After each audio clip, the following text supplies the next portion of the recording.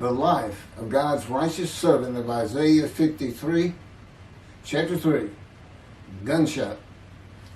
Shortly after I recovered from my knee injury, I moved to Fort Lauderdale, Florida. I was not happy about it at all.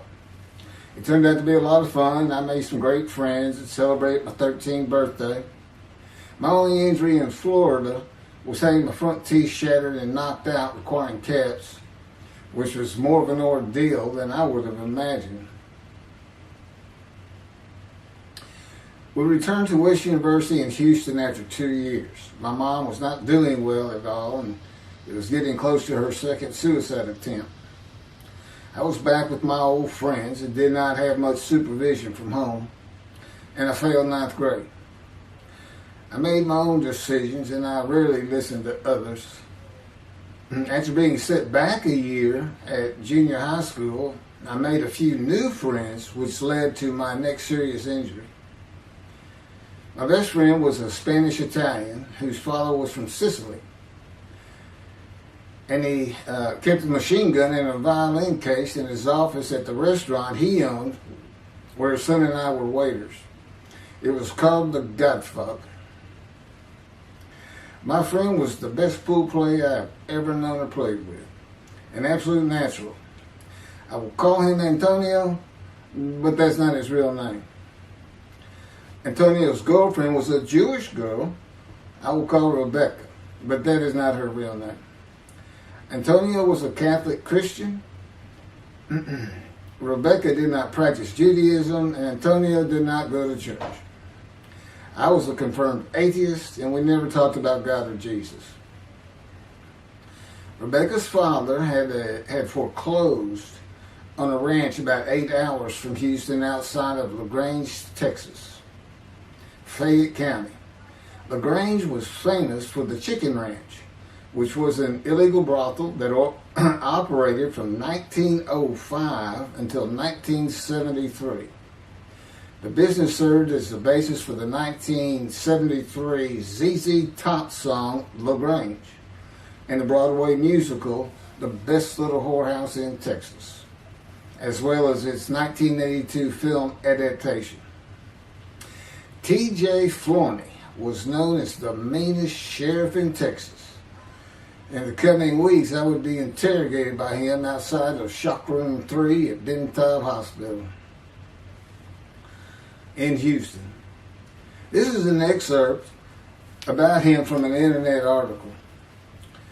It was the most one-sided Texas battle since the Alamo, as 100 citizens watched disbelievingly in the dusty little town of LaGrange, their beefy sheriff, T.J. Flourney, reached into a black 1975 Continental Mark IV and began to shake by his $300 suit Marvin Zindler, the star consumer crusader of Houston, Texas.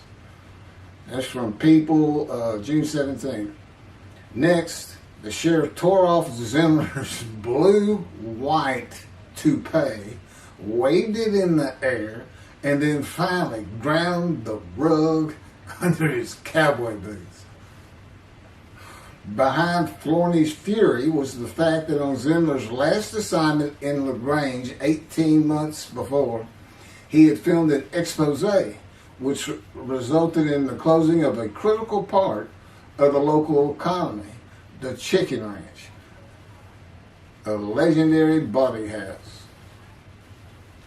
Antonio, Rebecca, and I first went up to the ranch in the summer of 1975. There was a small ranch house and small lakes with horses roaming around loose in pastures. We decided it'd be fun to try and catch one of those horses and go riding.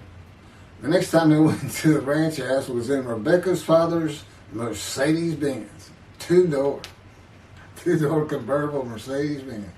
I sat on the hood of that Benz with a lariat while she tore through fields trying to run down a horse for me to rope.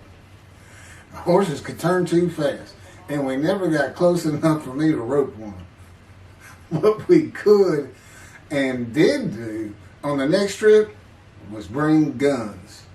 a 30-30 rifle, shotgun, and two 22 caliber pistols with holsters.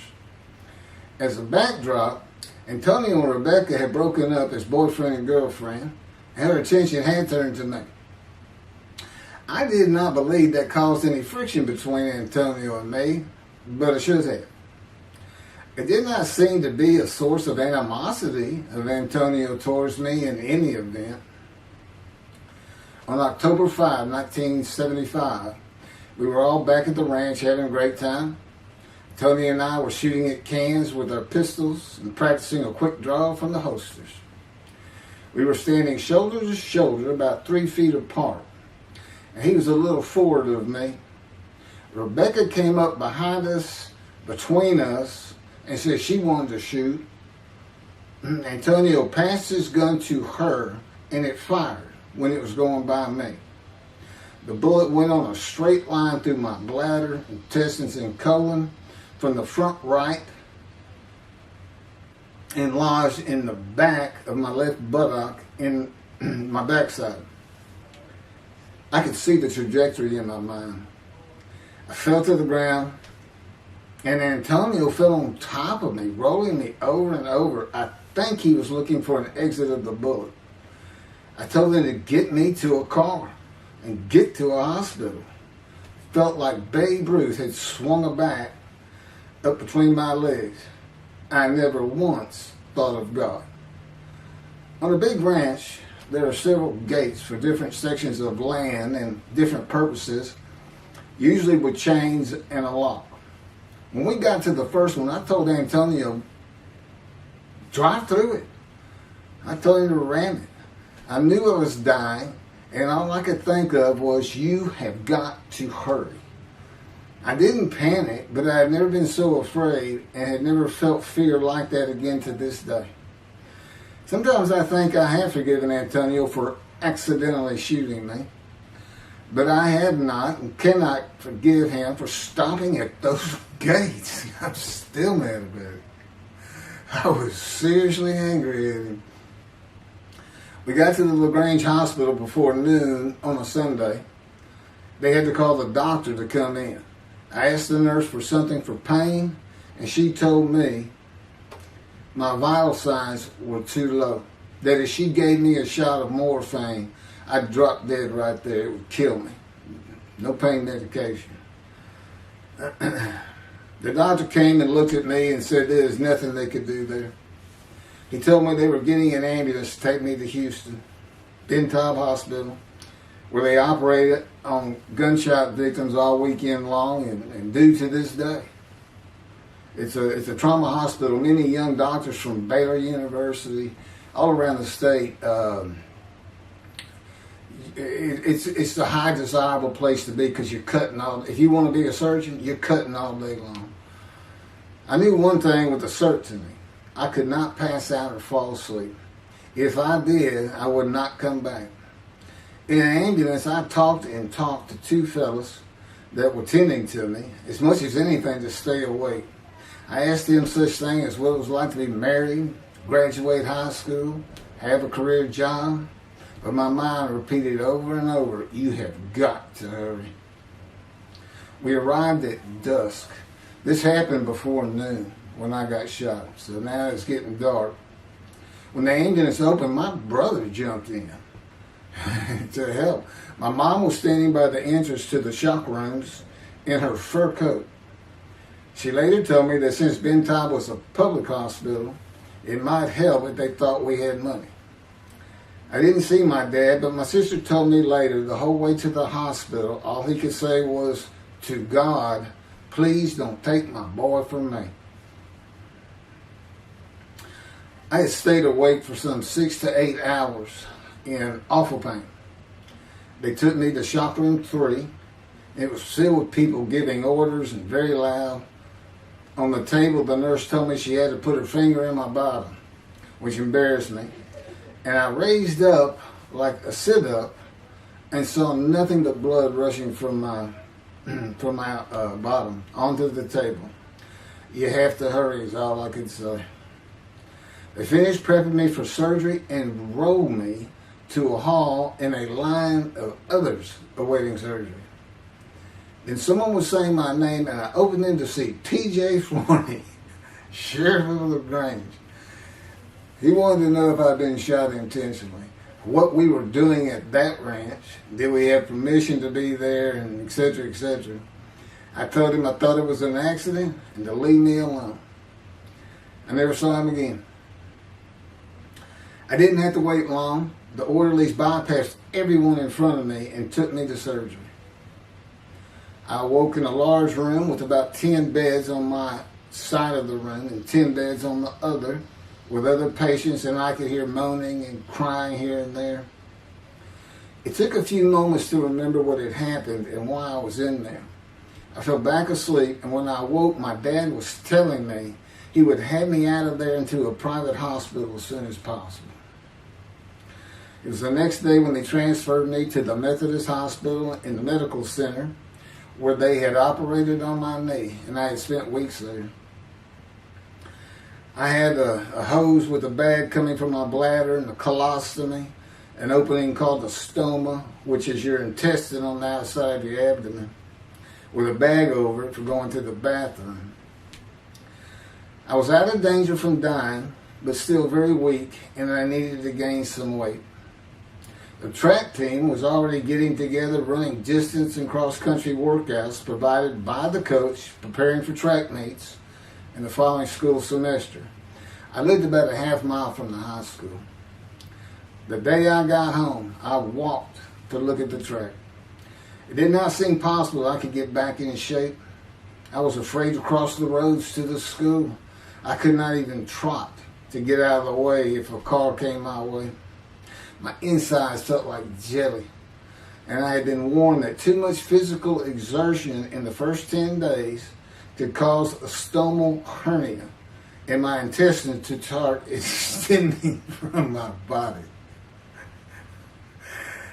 I was homeschooled for the rest of the semester by a private volunteer tutor, and passed classes I probably would have failed. The beauty of that gunshot was that it changed me.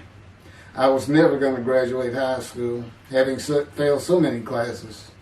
So I set up night school classes for the next and my last semester of high school. I was 18, soon to be 19, and a senior.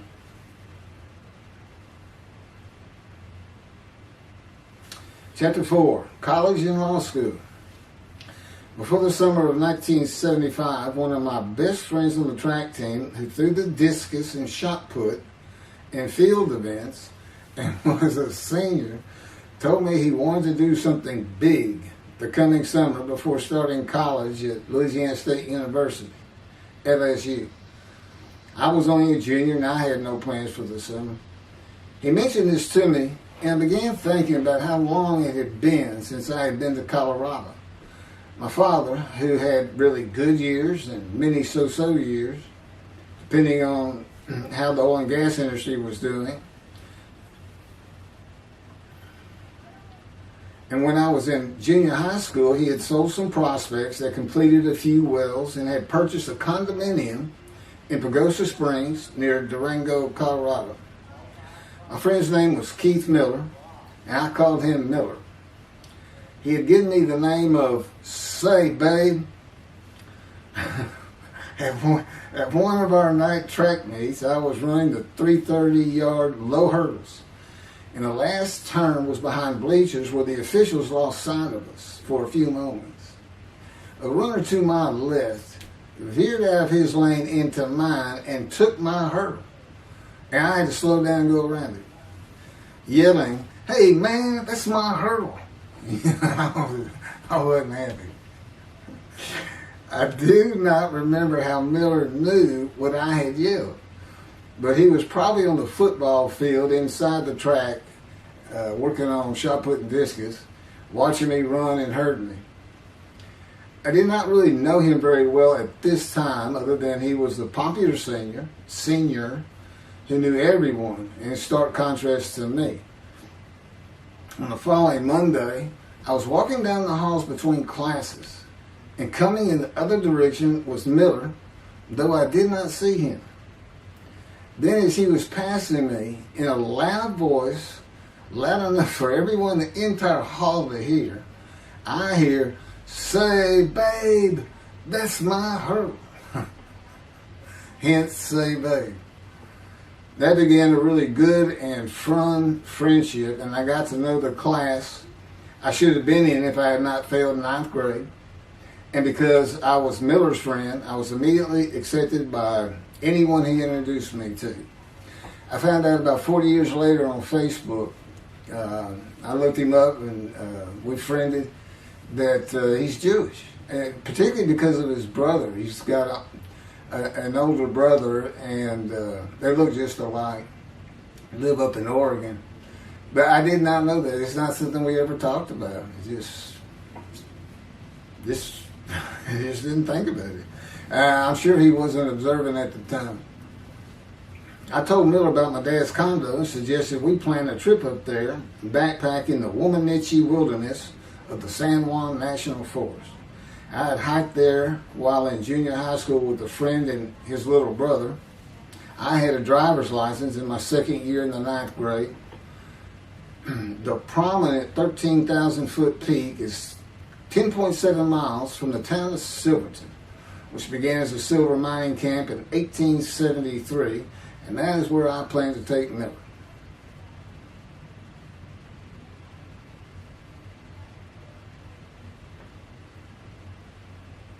So Miller and I take off. We use his car. As I said, he was getting ready to graduate, and his dad had bought him a Toyota. I can't remember the name right now. My dad's condo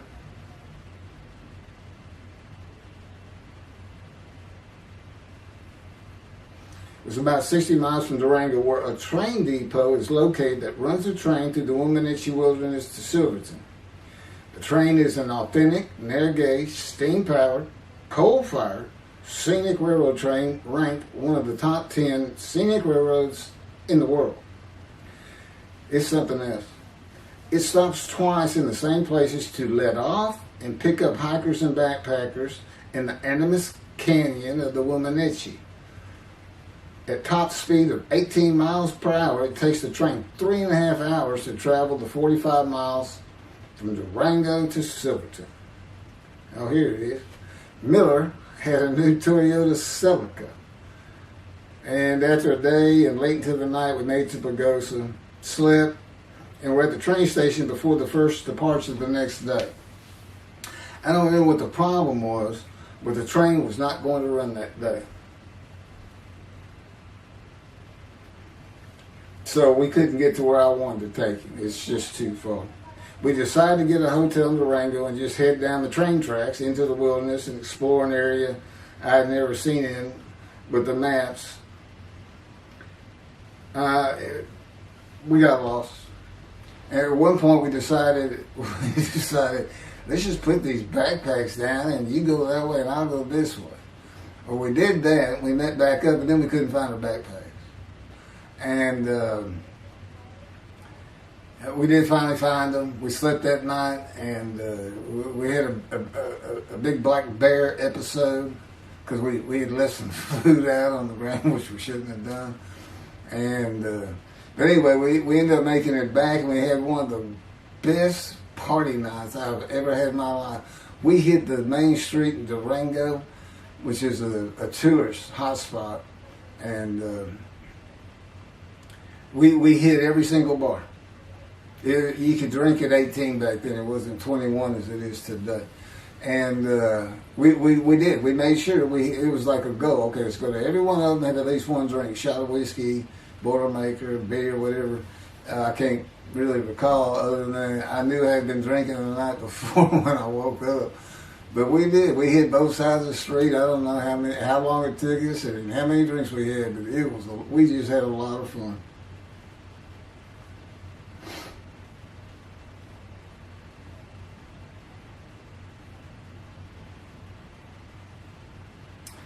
Okay, I'll be coming to chapter, I guess it's 4.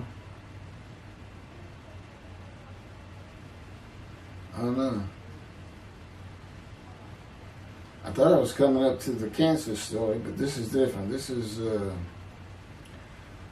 getting into alterations while at school.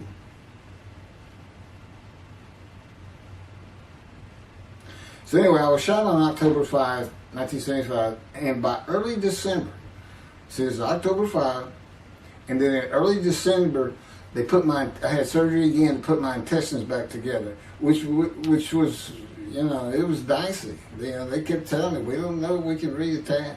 There's people like Bob Hope lived his whole life with one of these stomal deals, and it's just a horrible thing. It was successful. They put it back together, and they removed my bladder tube. The girl next door, who I had never talked to other than to say hey or hello, and who also went to high school with me, had been coming over daily, and she agreed to be my girlfriend when I asked her a few months later. I did my night school and graduated last in my class, or close to it, of over 400 people.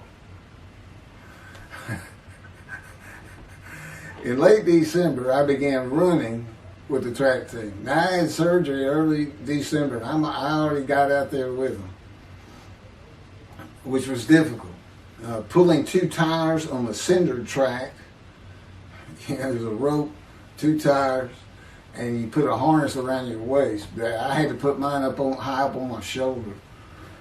On the cinder track for a lap and a half, 660 yards with 2-minute intervals, 6 times was the toughest. My speed and quickness were still there, but distance running and my endurance, it took quite a while to come back. In early February, just about 3 months after being shot, I won my first 120-yard high hurdles race at a track meet that was fast enough to qualify at the upcoming district track meet for the regional track meet. Winning at the regionals would place me in the state track meet. I was fast, but my disfigured right arm really held me back. Then my heart was broken, and I cried for the first time since I was a child, best I could remember. My coach, who really liked me, he understood the effort I had put in to get back in shape. Called me to his office, and I knew something was wrong. He told me I could no longer be on the track team. I had too many semesters of school to be eligible according to the eligibility rules. It was because I had failed 9th grade.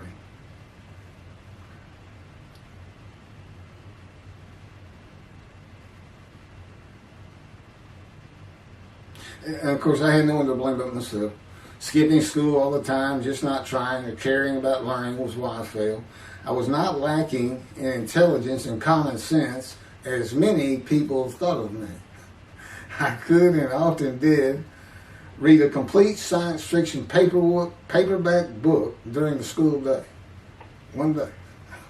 I get them from my brother.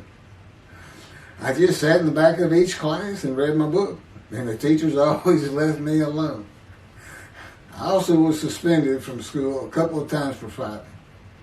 First fight was in the gym in the bleachers with the principal on the floor telling us the do's and don'ts for the second semester of the 10th grade.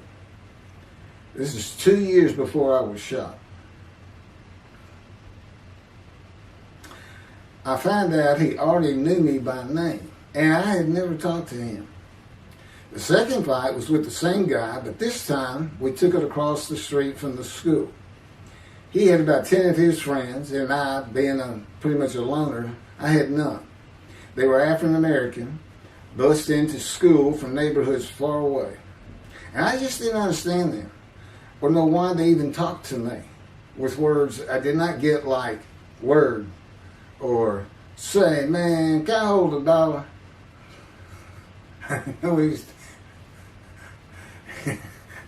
That is what started the fight in the bleachers. I hear from behind me, and one stood to my left, say, man, can I hold $1? I turned around and just looked at him. And finally said, I did not have $1. Bored with the principal, I undid my ponytail. Mind you, he's sitting right behind me, and I'm well aware of that. And I brushed my long blonde hair and then reached into my pocket for some chapstick for my lips. When I pulled my hand out with the chapstick, turned out I did have a quarter. Then from behind me, I hear, "Say, man, you said you don't have no quarter." To which I replied, turning around, "I don't have a quarter for you." The next part is kind of hazy. But I do know I grabbed him by the front of his shirt and threw him down the bleachers onto the students sitting below me. That is when the principal yelled my name and told me to go to his office. The next day, the guy and his friends were waiting on me when I got to school, and we fought across the street. The principal had told me not to get into any more fights, and this is the fight I got suspended for. I remember being after my suspension, being in the men's room smoking a cigarette in a stall, and a group of African Americans came in, and they were talking about the fight. What I remember was hearing, "That white boy went Muhammad Ali on him." My favorite fighter. I even saw the Ali-Foreman fight in Kinshasa, Zaire, live in the Astrodome in 1974. And some of my best friends in high school were African Americans, mostly on the track team where we could get to know one another. I still had run-ins with the general population of the African Americans, who everyone just called blacks back then. I never used the N-word and thought they would help themselves a lot if they'd stop using it. Mostly I think they were angry at being bussed in from neighborhoods far away. In fairness to them, white kids did not seem to like me much either. So, yeah, I looked young even for my young age, and with my long hair, about 6 to 8 inches past my collar, I looked kind of girlish, and many people said that to me. One day a friend of mine told me what it was to him. You never smile and seem to be very angry, like if someone looks at you crossways, you're going to come after them, daring them to say something, like you want to fight. My next suspension for fighting began in middle shop, and it was all my fault. There's not a big deal to that.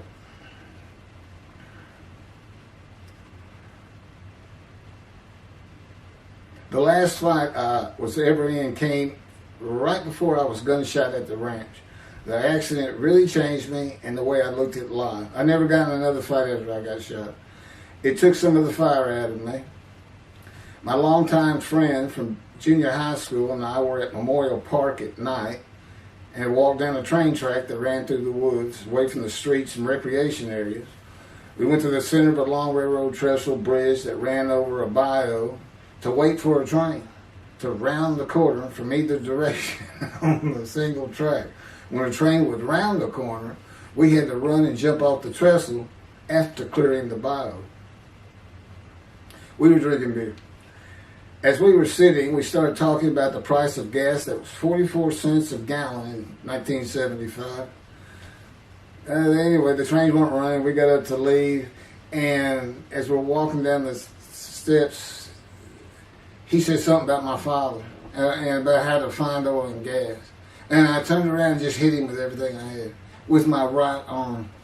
And I realized, what a stupid thing to do. I called him the Big Sweet.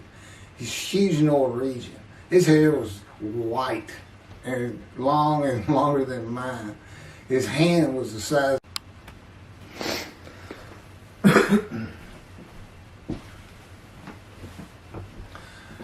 And I had nowhere to run. That was the really dumb part about it. I mean, I couldn't move. I couldn't use my quickness. I couldn't box as I had with the fellow across the street.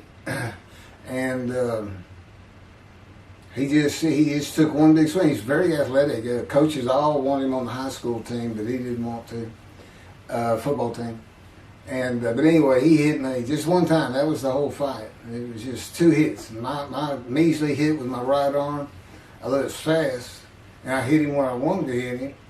Well, I say that. I didn't even think about it. But he just about knocked me senseless. I mean, I saw red. And so anyway, that was it for our friendship. Although after I got shot, he and I got back together a little bit, but by that time I had met Denise next door, And I wasn't going to be going out drinking beer at the trestle anymore. I was going to get serious, and that's when I set up my night classes and everything.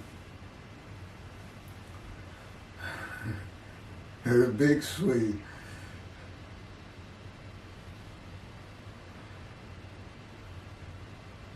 After the gunshot, I stopped seeing old friends, including Antonio and the big Swede, and spent all my time with Denise from next door. I knew I wanted to be someone who succeeded in life. My dad always told me when he was angry with me that with my smart mouth, I was never going to be anything but a ditch digger or a lawyer. While he said lawyer in a derogatory way, he got me to thinking I'd like to be a trial lawyer. I had to get into college first, and the only school I wanted to go to was Texas A&M University. Anyone who had ever known me would tell you that I was not even close enough to being smart enough to go to any college, much less Texas A&M. I would tell you I had never applied myself to the task of learning. Texas A&M denied my application. I called them and pleaded and argued, and finally admissions said that if I came for the summer semester of 4 classes and maintained a B average with no fails, they'd let me in. I did it, barely. I almost failed calculus and got a D. Just a quick thing on Texas A&M, because it relates to World War II, which always makes me think of the Holocaust, and how many Aggies were involved in that. Texas A&M enrollment began on October 2nd, 1876, and admission was limited to white males, and all students were required to participate in the Corps of Cadets and receive military training. Many Aggies served in the military during World War II, with the college producing 20,229 combat troops. Of those, 14,123 Aggies served as officers, more than any other school, and more than the combined total of the United States Naval Academy and the United States Military Academy. During the war, 29 A&M graduates reached the rank of general. Texas A&M is more than a great university. It's the home of the Aggie family with a long history of spirit and tradition. And I'm going to pass through all that. You can read. I got all this from Wikipedia.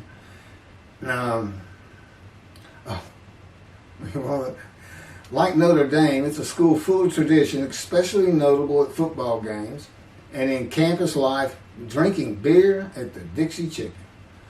I had a good friend in what is now the Volunteer Corps of Cadets, and we've been shooting pool and drinking beer all night on the weekend, and finally left sometime after midnight.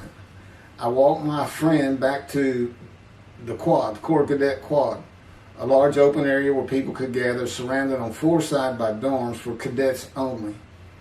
And I dropped him off at his room. Before he shut the door, he looked at me, and not for the first time, said, "Want to race?" He's fast. We used to race many times. I said, yeah. Of course, we were pretty much, we had a lot of beer. I said, yes. And he went to the end of the hall and took off at the other end of the hall. He was fast, but I was pulling away with just a few yards to go and hit the wall before I could stop and busted my chin open. Blood's pouring out everywhere. People opening doors. Look, that's what the little guy did to the tall guy. Taller guy. I also sprained my ankle. These are my injuries at Texas A&M. I also sprained an ankle so severely playing basketball with football players that I was in a cast for 6 weeks. Those were my only injuries in the 3 years at A&M. It was the gunshot that changed me and everything in my life. I married Denise when I graduated from A&M in '79. Just 3 years after graduating high school. I went through in 3 straight years. Because I had those hours from the first summer, I just went ahead and went the next summer too. And I got out of it. And the average for most A&M students is 5 years. But I went through in 3. And of course that meant I never dropped a class, which also meant I had a low GPA, grade point average. And I didn't realize how important that was for admission to law school. I was denied admission from every school across the nation I thought I could get into. I did not know how my dad knew about South Texas College of Law in downtown Houston, but he made some inquiries and found out the dean was a graduate of Texas A&M. And we're known for helping each other. We set up an appointment with the dean. I told him of my rather intense home life and wayward ways, and that the A&M had given me a chance to prove myself as a capable student. You know, he hemmed and hawed and looked around the ceiling and gave me the same opportunity A&M had. 4 summer classes, D average, and no fails. I did it. I was terrible at chemistry and math, but it turns out I have good reading and comprehension. It's probably from reading all those science fiction books in school. I graduated in '82, and I did great on the bar examination. Keith Ellis McCarty, attorney at law. Who would have believed it? Which reminds me of verse 1 of Isaiah 53. Who can believe what we have heard? And that's what any of my friends would say about me getting out of law school. Much less what's happening today. You go find somebody that knew me in high school, they say, who? Oh, that can't be true. Get out of here. I know him. Forget about it. Chapter 5. 27-year headache. I'm going to pick up with that on another video. And then that'll be it. I'll have some general comments. 5 and 6. I'm not sure what 6 is. Yeah, 27-year headache. I'll go ahead and mention God in one of these accents. And I won't say anything about the dog who took a hard left between my legs, just about severed my knee, my leg at the knee. I won't mention that. Or hitting the big Swede on the track. Unbeknownst to me, my arm just took off. I wouldn't have hit him with my right arm. The things he has shown me. And getting gut shot. Yeah, I think I would have figured out, you probably shouldn't be hanging out with this fellow anymore if you're going to be talking to his ex-girlfriend in front of him. Little things like that. He controls my perceptions. Little things like that in my life to make sure I am the man of Isaiah 53. If anybody thinks I'm going to back off saying that, they're wrong. I have been through too much. My whole life is dedicated to this time, the day of the Lord. As a matter of fact, what about my day? What about my day? Well, he said, well, first of all, God's speaking with you and living with you. Most people say that's pretty good. I said, yeah. But anyway, here's something he's promised me that he lets me check out all the time. And I'm going to put on the screen.